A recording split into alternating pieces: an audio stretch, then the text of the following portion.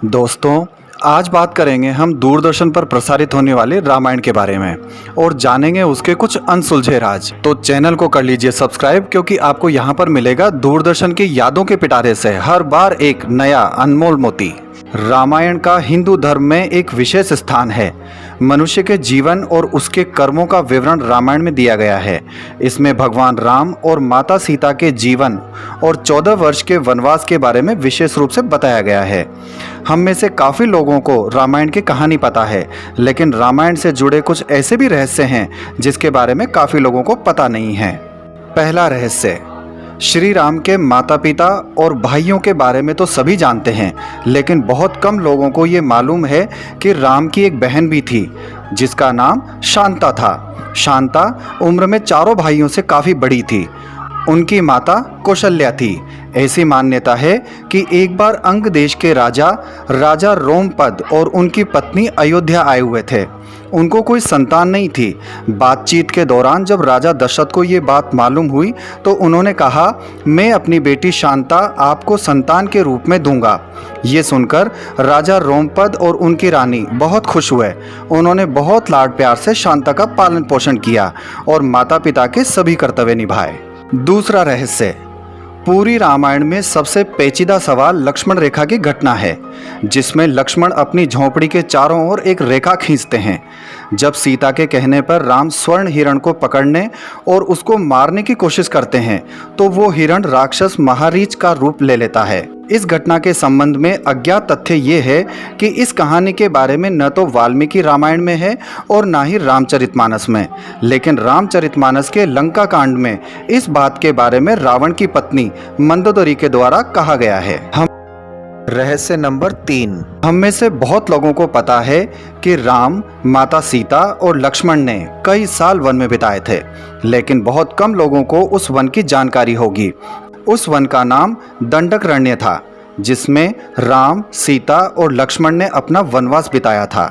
ये वन लगभग 35,600 वर्ग मील में फैला हुआ था, जिसमें वर्तमान के ओडिशा, छत्तीसगढ़, महाराष्ट्र और आंध्र प्रदेश के कुछ हिस्से शामिल थे। उस समय ये वन भयंकर राक्षसों का घर माना जाता था, इसलिए इसका नाम दंडकारण्य रखा गया था, जहाँ दंड का मतलब सजा देना और अरण्य का मतलब होता है वन। रहस्य नंबर 4, रामायण में बताया गया है कि कुंभकर्ण लगातार 6 महीनों तक सोता था। वो सिर्फ एक दिन खाने के लिए उठता था और फिर 6 महीनों के लिए सो जाया करता था। लेकिन क्या आपको पता है कि कुंभकर्ण को सोने की आदत कैसे लगी? एक बार एक यज्ञ के बाद ब्रह्म कुंभकर्ण के सामने प्रकट हुए और उन्होंने कुंभकर्ण से वरदान मांगने को कहा। ये देखकर इंद्र भगवान को ये डर सताने लगा कि कहीं कुंभकर्ण वरदान में इंद्रासन न मांग ले। इसलिए उन्होंने देवी सरस्वती से अनुरोध किया कि वो कुंभकर्ण की जिह्वा पर बैठ जाए, जिसकी वजह से वो इंद्रासन की जगह निद्रासन मांग ले। इस प्रकार इंद्र भगवान की ईर्ष्या की वजह से कुंभकर्ण को सोने का वरदान प्राप्त हुआ। रहस्य नंबर 5, रामायण में बताया गया है कि राम जान से भी प्यारे अपने भाई लक्ष्मण को मृत्युदंड दे देते हैं। आखिर क्यों भगवान राम ने लक्ष्मण को मृत्युदंड दिया था? ये घटना उस समय की है जब श्री राम लंका विजय के बाद अयोध्या लौटकर आए थे और अयोध्या के राजा बन गए थे। एक दिन यम देवता को कुछ जरूरी बात करने के लिए श्री राम के पास आना था। बात करने से पहले उन्होंने भगवान राम से कहा कि आप मुझे वचन दें कि जब तक आपके और मेरे बीच बात होगी, हमारे बीच कोई नहीं आएगा, और जो आएगा उसे आप मृत्युदंड देंगे। इसके बाद राम लक्ष्मण को ये कहते हुए द्वारपाल नियुक्त कर देते हैं कि जब तक उनकी और यमराज की बात हो रही हो, बीच में कोई ना आए। लक्ष्मण भाई की बात मानकर द्वारपाल बनकर खड़े हो गए। कुछ समय बाद वहां ऋषि दुर्वासा का आगमन होता है। जब ऋषि दुर्वासा ने लक्ष्मण को अपने आगमन के लिए भगवान राम को सूचित करने के लिए कहा तो लक्ष्मण ने विनम्रता के साथ मना कर दिया। इस पर दुर्वासा क्रोधित हो गए। उन्होंने संपूर्ण अयोध्या को श्राप देने को कहा। लक्ष्मण ने शीघ्र ही ये सोच लिया, उन्हें खुद का बलिदान देना होगा ताकि वो अयोध्या वासियों को ऋषि दुर्वासा के श्राप से बचा सकें, और लक्ष्मण ने ऋषि दुर्वासा के आने की सूचना श्री राम को दे दी।